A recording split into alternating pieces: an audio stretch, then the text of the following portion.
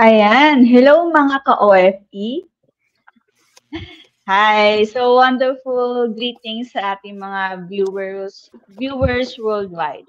So welcome to our new segment na 95 and Beyond na kung saan tayo ay magagantuhan na naman and we'll dive into real life experiences ng mga ate at tito ninyo dito sa OFE.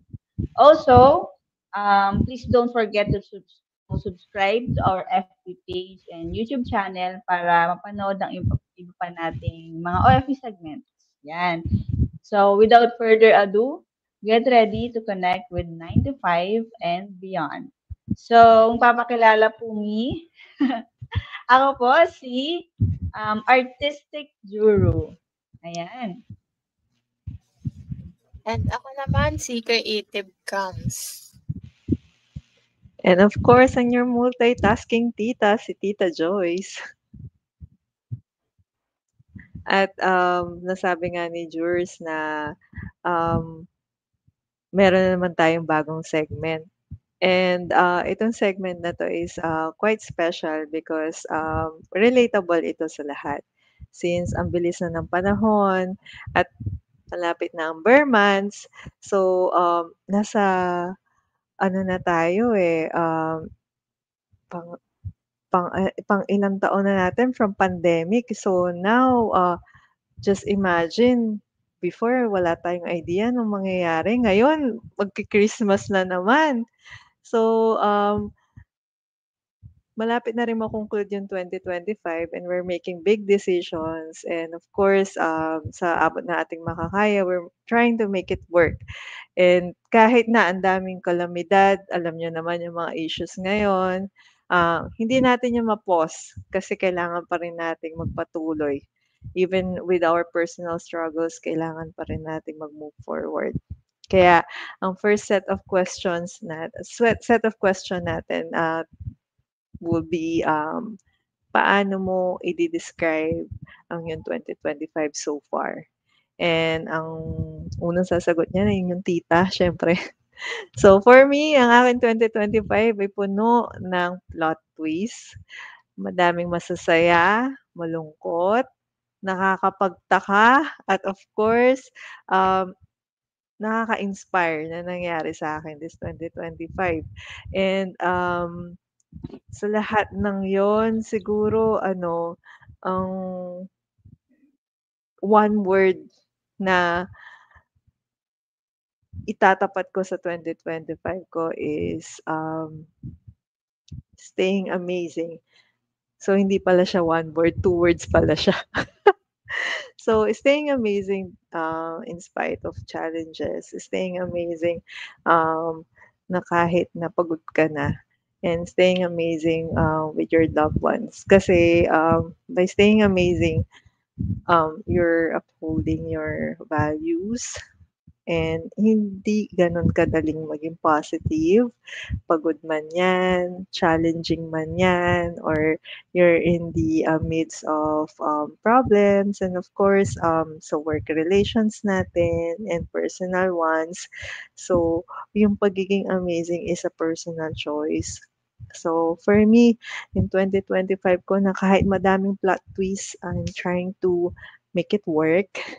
Nagpapaka-positive ako kasi yun na lang din yung natitira. So, I have to cling on to that, and of course to my faith, because I have an amazing God. So, kailangan ko siyang ipakita ko sa kanya para maging proud siya sa akin, kasi ang hirap kasi na alam mo yun, you're going through something na, tapos ano pa, parang sasabayan mo. So, ang hirap talaga kasi na may mga problema na sa community natin. May personal problems ka pa. And of course, hindi naman natin siya puwedeng i-carry around. So, ayan. So far, my 2025, inculcate that feeling. Hindi siya feeling more on outlook, perspective, I should say. But ganun pa man, looking forward ako sa remaining months kasi feeling ko madami pa mangyayari, and keeping myself positive kasi pag nga may dumarating na bagong challenge, 'no, parang sinasabi ko na, okey meron na naman ulit. So, yun lang for me, and how about you, Juru? How will you describe your 2025? So, alam mo kapag, alam mo yan, tumatanda ka na.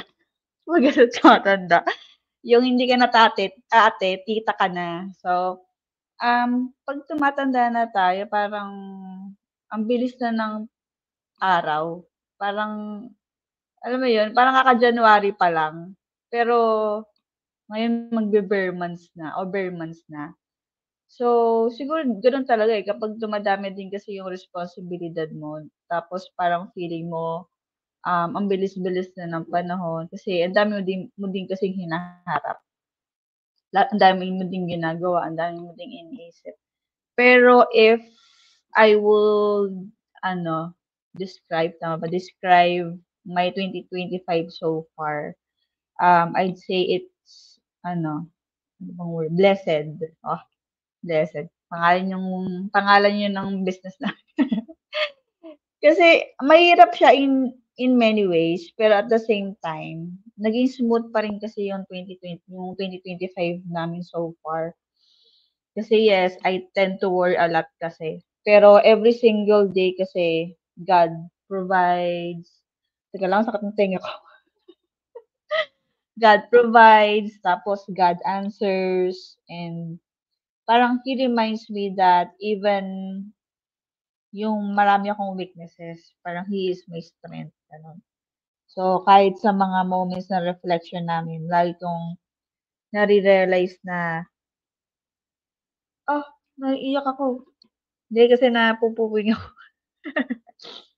Lagi kong nare-realize na na may mga bagay na kailangan baguhin, kailangang ayusin, gano'n. Pero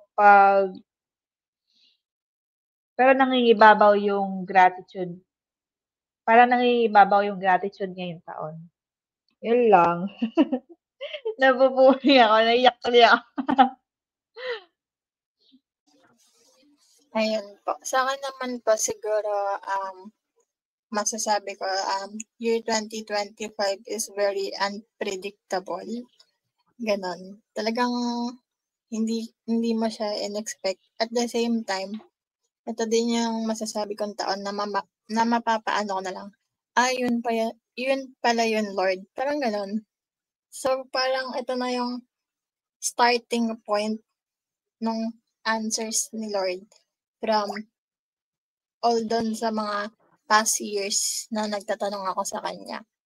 So, wala pa dun sa pinaka-breakthrough pero ando na, papunta na dun. So, kahit na medyo magulo, tapos kasi nga syempre magulo siya kasi unpredictable nga, kumbaga hindi mo in-expect, nangyari, pero nandun na agad yung comfort ni Lord na nangyayari 'tong mga bagay na 'to for a purpose, gano'n. So, yun yung year 2025 ko, unpredictable at the same time starting point of breakthrough. So, for our second set of discussion naman, sa tingin niyo po ba, meron ba sa mga goal mo this year ang nangyari na, and how did you handle it? Ikaw po ba, Ate Joyce? Well, for me, isa sa mga goal ko is itong 9 to 5. Kasi lagi ko sinasabi kina, uncle, tsaka, sa inyo na din na gusto ko talagang mag-host kaso hindi ako bibigyan ng opportunity because of my schedule as well. So nung, sinabi sa akin na I could have a chance to, come up with something, tinake ko talaga yung opportunity na yun, and kung itatanungin ako, how did I handle it? Naging madali kasi nandun kayo. So, you're,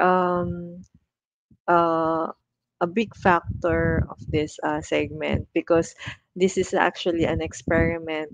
Ito yung isa sa mga, ideas na iniisip ko lang before, and 'pag sinabi kasi natin na real life experience, it's very multifaceted kasi hindi lang siya dapat sa perspective ng isang tao.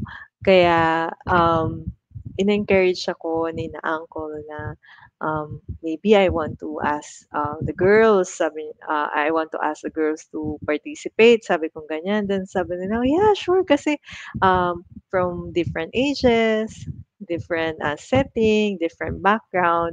So, yun yung culmination ng lahat ng yon, yung pitch in ng ideas. Ito yon yung 95. Kaya malaking bagay sa akin itong segment na 'to. How about you, Jurs? Ano yung sa mga goal mo ang nangyari this year? Dami. Kasi ano, galing ako dun sa taon na windang, yung last years puro windang talaga yung taon ko. So, ang gulo, walang clear direction, ang daming nangyayari unexpected, na malungkot. Kaya this year, parang mas naging intentional talaga ako na mag-plan. Dami nga naming meeting, puro goal setting lang. Every meeting, goal settings. Di ba, Camila? Puro goal setting. Pero, ayun nga, ang, pero ang totoo talaga, kahit na, alam mo yun, you really need to have goals talaga in life. Kasi noon talaga wala akong goal. Basta masaya ako, ginagawa ko, ganun. Pero, yun nga, naging mas intentional ako this year. And, ayun, maraming goal na nandito na, parang ganun. Um, pero ang interesting part kasi doon, parang hindi siya nangyari exactly the way we planned. Yeah, exactly the way we planned it. Parang ganun. So, parang si God pa yung nag-orchestrate ng lahat. Na parang kasi alam niya kasi yung weaknesses namin eh. So, um, may mga parang biglang may nangyayari para mangyari yung goal namin, parang ganon. Parang um, yun yung nagpo-push sa'min na mangyari yung goal.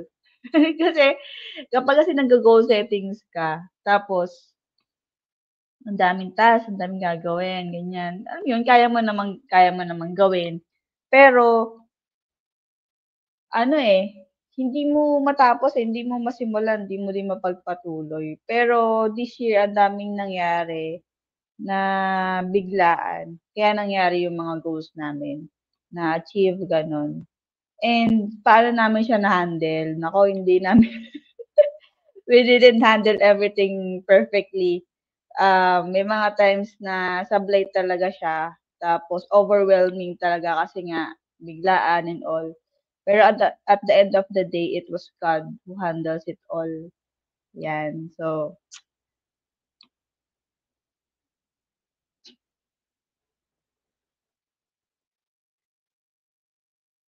tama ba? Ikaw, Ate Joyce.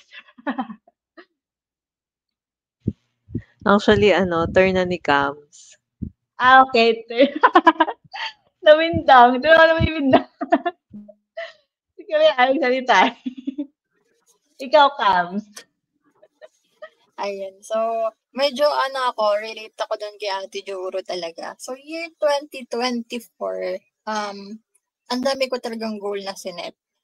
Tapos meron pa akong pattern na ginagawa nun to the point na talagang siguro mga isang buwan ako nag-ayos ng Notion. Kasi uso yun, di ba yung Notion? Nag-organize ng Notion, yung mga planner, mga aesthetic. So, isang buwan, naghula-hula ako ng mga formula, mga ganon. So, na-excite ako mag-set ng goal. Pero that year, walang nangyari sa lahat ng goal na yon. Hindi ko rin natapos yung Notion. So, parang wala talaga nangyari. So, yung year na yun is super duper more on the rest, ganon, pagod, rest, parang ganon yung year. So, kaya nung 2025, hindi na ako masyadong sabi nga 'di ba, if you are setting a goal, you need to be realistic. Ganon. Kasi that time, hindi ako naging realistic talaga. So, this time, parang yung goal ko is, bahala na si Lord. Ganon. Kasi medyo may kasi ako, isa din to sa part of my character na pinapaayos ko pa kay Lord na when I plan kasi pag may hindi na susunod, ganon, medyo na-stress talaga ako. Ganon, parang na-overwhelm ako na ayoko na nga, ganon. So, this year, parang ayun yung unti-unting inaano sa akin ni Lord, inaayos, yung ganong part.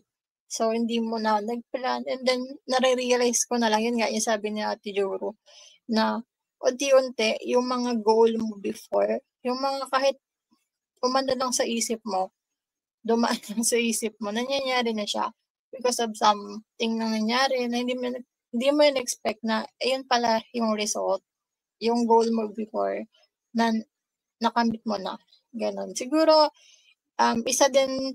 siguro isa din sa i-share ko na goal ko, hindi siya this year pero matagal ko na siyang goal is yung anong tawag yun? Pag-aral ko ng baking. Yan. So, matagal ko na siyang dream. Simula grade 9, grade 8. Ganun. Kung hindi lang din talaga ako like nakafocus yung mind ko na kasi nakafocus na ako na mag-IT ako. So, magka-college talaga ako. Pero if hindi siya talaga, siguro sa senior high school pa lang nag-TVL. So, siya yung parang TESDA po, ganon. So, 2 years pwede ka na mag-work. Yun yung parang kagandahan sa senior high school. Pero yun, so matagal na, sobrang tagal na. 2017 pa yun. 2016, 2015. Pero 2025, grabe 10 years in the making din pala yun. Hindi ko na-realize.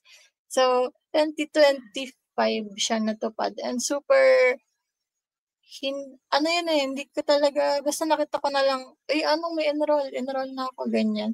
Kasi dati ang dami ko pang what if, kasi syempre gagastos ka, may gastos talaga yun. So, kailangan mo pa. So, nag-aantay talaga ako ng scholarship kasi hindi talaga ako makahabol sa cut-off. So, sabi ko, hayaan ko na. Ganun na lang ako, bahala na. So yun, thank God, kasi after 3 months, 4 months din ata, ayun, natapos ko din siya and napasa ko din yung national certificate ng Bed and Pastry Production in situ. So yun, isa yun sa siguro goal ko before na nangyari this year and more on mga businesses na siya, ganon. So ayun po yung akin. Thank you po.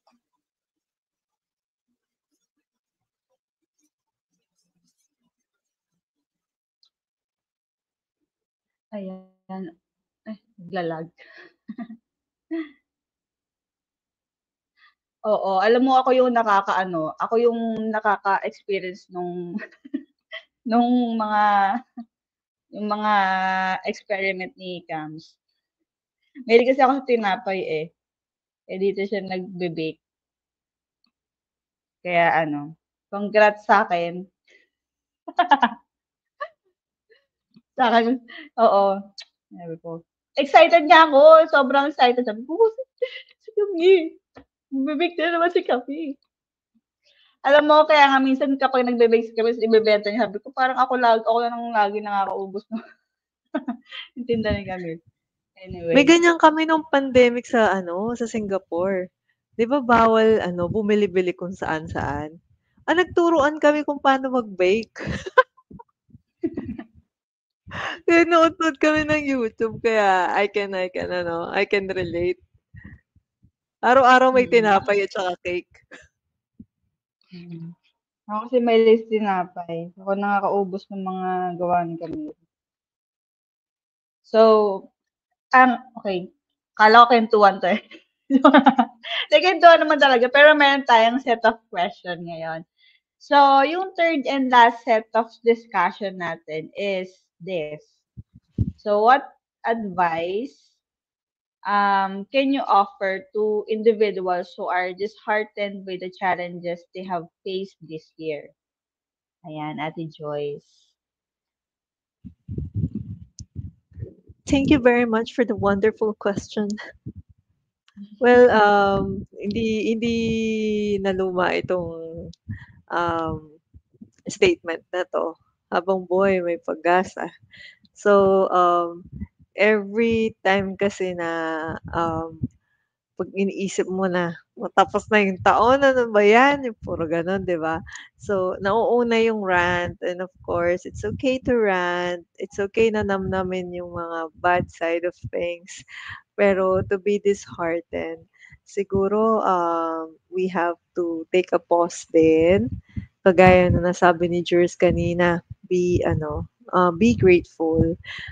Unahin natin yung mga bagay na nangyari sa atin na kailangan nating ipagpasalamat kasi, yung mga yun, hindi lang yun binigay sa'yo ng para lang i-take for granted mo, but for you to honor it. And by honoring it is you have to always, take note na hindi lahat ng tao pare-parehas ang pinagdadaanan.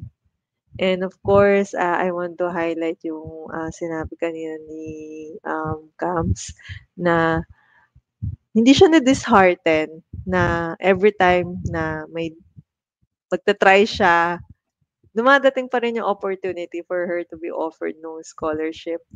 And yet nangyari na nga, may license na siya. So, forever baker na yarn. And of course, pastry chef na yarn. So, those are manifestations na every time na you are challenged, hindi siya binigay sa'yo kasi during that time, you're not yet ready. So, when the time that you are ready, it will be given to you one step at a time. True. Yes. So, how about you, Jules? Ikaw, anong ma-advice mo sa amin?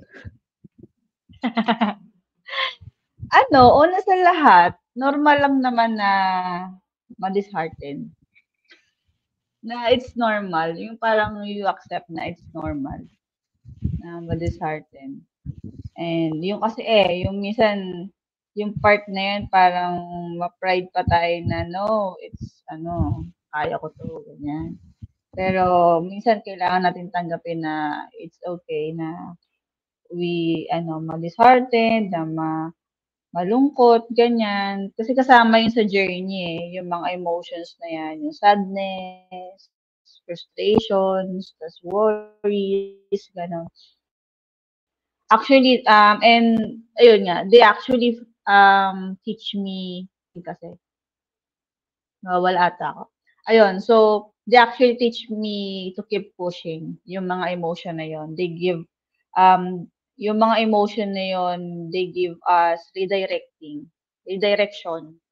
At the same time, humbleness, character na kasi personally kasi na-realize ko kahit gaano kahirap yung season, parang kahit siya kahit gaano siya ka-disheartened to surrender it all sa Lord. Dun ko talaga nararanasan yung peace. Pero hindi mawawala yung struggle kasi hindi naman niya ipinangako ng Lord na hindi siya magiging mahirap. Talagang sinabi niya magiging mahirap siya. Nandun pa rin talaga yung takot, yung worries, tapos madami kang pagdadaanan. But 'pag sinurrender mo siya sa Lord, you face it differently. You have peace kasi. And the truth is, life talaga will always have challenges. So, nandun talaga yung disheartened talaga every time. Pero mas maganda talaga na you face it with the Lord. Kasi pag align tayo sa plano niya, talagang iba battle belong to the Lord. Ito yung t-shirt namin, bili na.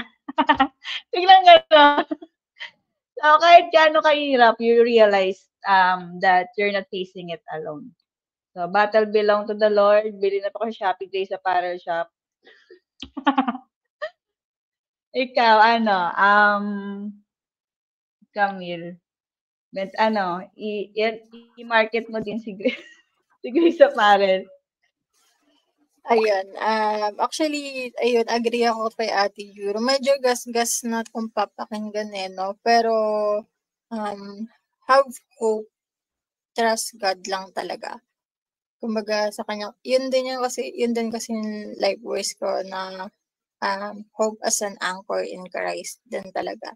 Sa kanya lang talaga and laging paalala sa sarili na tayo tagaplano lang.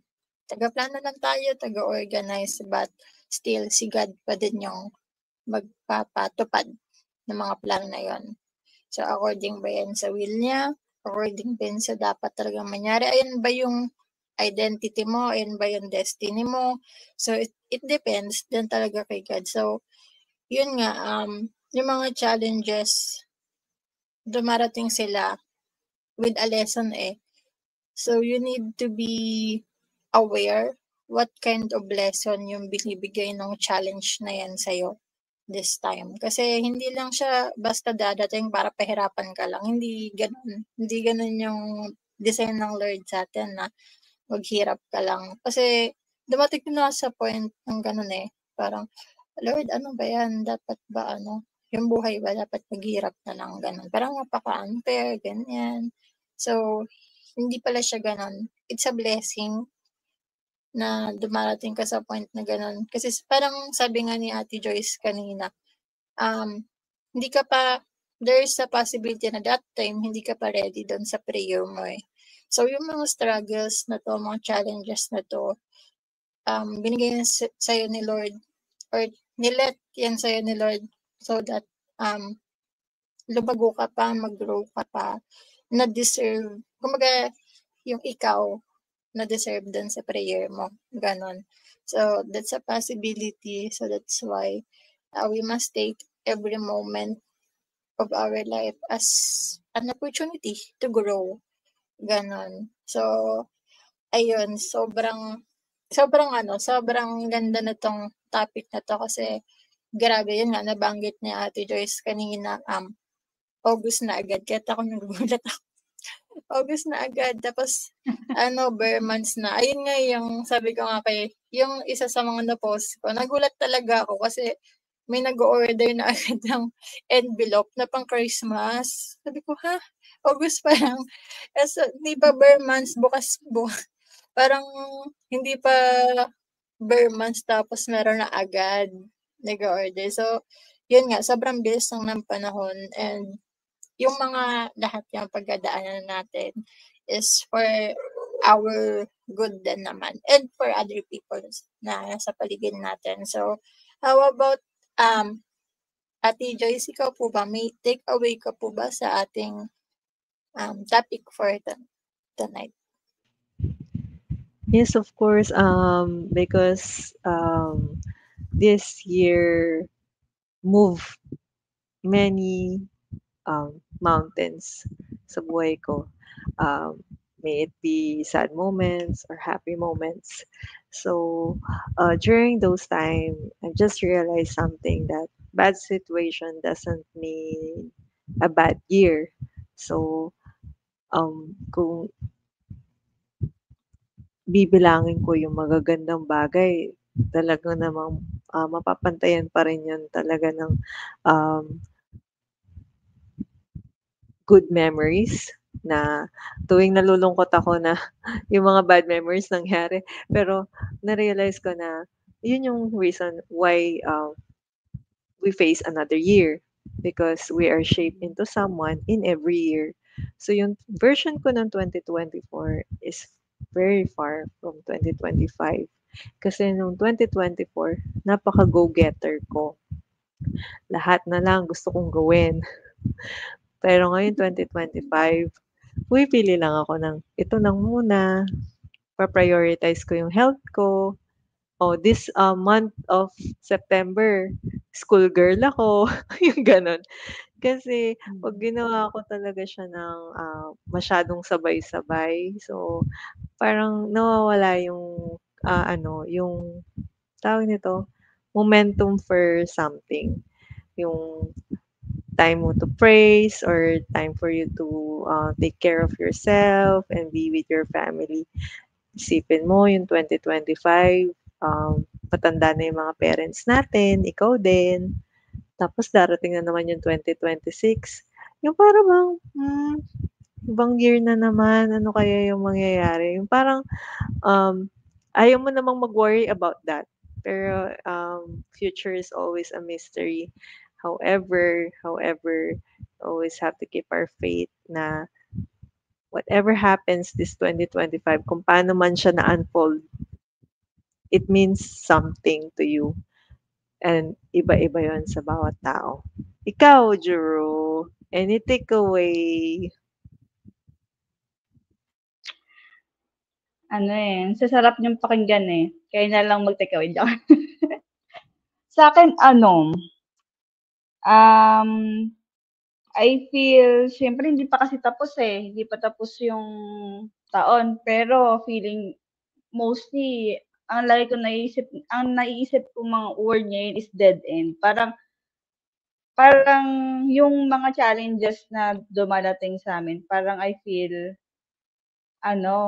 parang dead end siya. Parang hindi ako ayun yung parang nahihirapan akong mag-move forward 'pag may challenges.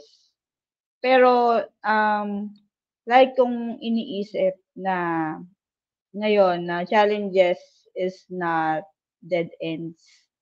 Parang they are God's way of redirecting redirecting us to grow, parang gano'n, to align kung ano ba yung gusto niya nga talaga sa buhay natin. Kasi nga baka yung ginagawa ko hindi naman align sa gusto niya para sa akin. And to move forward with gratitude, pati with faith, gano'n. So, challenges are not dead ends. Ayan po. Ikaw, Kams. Ayun, thank you so much, Ate Joyce and Ate Jiro. So, talagang take away ko lang talaga dito is, grabe yung plan ni Lord sa buhay ng bawat isa sa atin. Sabi nga ni Ate Joyce, iba't iba tayo ng situation, iba't iba din tayo ng timeline. Kasi most of the time, especially siguro sa mga ka-age ko dyan, no? Yung transitioning ng pa-adulting pa lang siguro nandun pa tayo sa sa part ng parang feeling mo yung buhay mo nasa karera ka no? Pero 'di ba, ang buhay ay hindi karera. Naisingit pa yun Yun, so, yun nga, parang yun din talaga yung na-realize ko. Just go hindi with the flow of the world, dun sa flow ng plano ni Lord sa life mo. And kung ano man yun, pa dumating man tayo or dumaan man tayo sa mga narrow road, mga rough road, kahit ano pa yun, darating at darating ka doon sa kung saan ka. Kung ano man yung goal mo na naka-align sa Lord, it will happen in His time at yung ready ka na. Ready na rin yung environment mo, surroundings mo. So, yun lang. Parang na-remind lang ako na huwag magmadali masyado. Magmadali masyado kasi medyo ganun kasi ako nagmamadali talaga ako kasi feeling ko, kasi yung mundo ganun, di ba? Yung world na sinikulusan natin talagang, bilis. Ang bilis parang before, wala pang ganito, wala pang mga ganitong gadget na nakapag-video-video, gano'n. Tapos ngayon, meron na. So, ayun. Thank you so much po ulit for the takeaways. So, sa dami ng mga plot twist this 2025, let's hope that yung mga remaining months of this year is mag-unfold ng blessings and breakthrough sa bawat isa sa ating mga nanonood dyan, mga ka-OFE. So, everything na kung ano man yung sa 20, sabi nga ni Ate Juro dito, hindi pa tapos. Hindi pa tapos yung taon. At hindi yun matatapos hanggat may buhay tayo. Sabi rin na Ate Joyce, may pag-asa yan. So, let's always remember that life comes with different phases and seasons. So, don't be too hard on yourself if your expectations didn't come true. And yun nga, kasi yung buhay, has a way of surprising us. Yan, katulad ng mga napagkwentuhan natin kanina, there's always surprise na hindi mo ma-expect. Malungkot man yan or masaya. So, dito na nagtatapos ang aming 6th episode ng 9 to 5 and beyond. So, abangan nyo ulit kami, mga ate at tita nyo, para sa next natin chikahan at banding. And of course, wag nyong kalilimutan na mag-like, follow, and subscribe sa aming mga social media accounts ng OFE. So, till our next episode. Bye-bye! Bye-bye!